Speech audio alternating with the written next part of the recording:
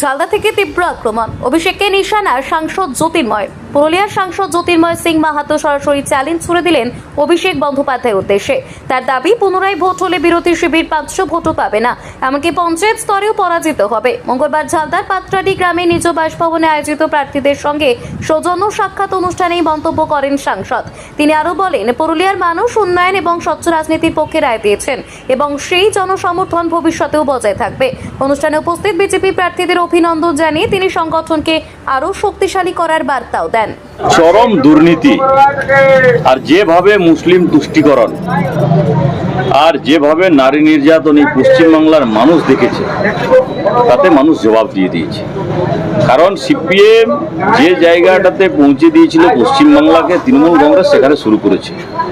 IQ city medical কলেজের সেই ছোট্ট বোনের উপরে যে অত্যাচার, তারপরে মুখ্যমন্ত্রীর যা রিয়েকশন, বাংলার মানুষ ভুলে যায়নি। কামদুনির যে ঘটনার যারা দোষী, যারা রেপিস্ট, তাদেরকে বাঁচানোর জন্য যেভাবে সরকার লেগে পড়েছিল, মমতা ব্যানার্জির সরকার, বাংলার মানুষ ভুলে যায়নি। সেই সাউথ কলকাতার যে ল কলেজ, সেখানে একজন বোনের উপরে যেভাবে অত্যাচার করে তৃণমূলের গুন্ডা বাহিনীরা, বাংলার মানুষ ভুলে যায়নি।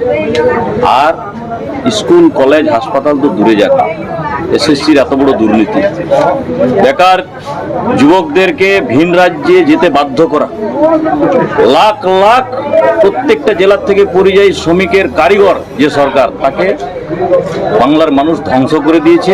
আর আমার মনে হয় না, আমি বারবার এর আগেও বলে এসেছি, যেরকম বাংলা কংগ্রেসের অবস্থা হয়েছে, যেরকম সিপিএমের অবস্থা হয়েছে, যেরকম কংগ্রেসের অবস্থা হয়েছে, সেই সামনের চেয়ারেই বসবে তৃণমূল কংগ্রেস। আপনি দেখুন, সামনের নির্বাচনে শূন্য হয়ে যাবে। আজকে বিপক্ষে আছে, মমতা ব্যানার্জি জিততে পারেনি, তৃণমূল কংগ্রেসের এক দাদা মন্ত্রী হেরে গেছে।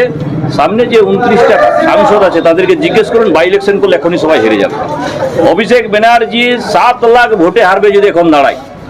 বড় বড় ডায়লগ দিয়ে যাচ্ছিল এখান থেকে, তাকে একবার ভোটে দাঁড়াতে বলুন। এখন পঞ্চায়েতে দাঁড়াক ডায়মন্ড হারবারে, আর সেই গ্রাম পঞ্চায়েতে যদি 500 ভোটে না হারে এক একটা বুথে, তাহলে আমি বলে নেবেন। মানুষ চাই না জবরদস্তি ভোট নিয়ে। তো অনেকগুলো কারণ আছে, একটা কারণ নয়। ডায়মন্ড হারবার মডেলের জন্য পশ্চিমবাংলা ধ্বংস হয়ে গেছে। পুলিশের ঘোড়াটোড়াতে ঘুরে বেড়াবে, এটা বাংলার মানুষ পছন্দ করেনি। আর সেটা মোদিজির নেতৃত্বে সোনার বাংলা হবে, সেই আশা রেখেই মানুষ ভোট দিয়েছে।